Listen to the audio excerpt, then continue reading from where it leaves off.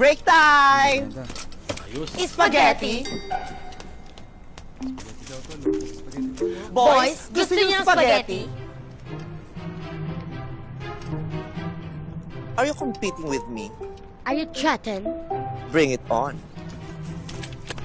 My spaghetti has sauce made with freshly picked tomatoes from the high mountains of Italy. What about yours? My spaghetti has banana ketchup with antioxidants, antihistamine, anti-inflammatory, antibiotic with glutathione and silimarin extract with ginkgo biloba E. But wait, there's more. Chicken lollipops made with bouncy fresh spring chicken deep fried in olive oil. It's all that you have? Chicken lollipops? Like what the heck? I have some dessert that I concocted. Concocted? Oh yes!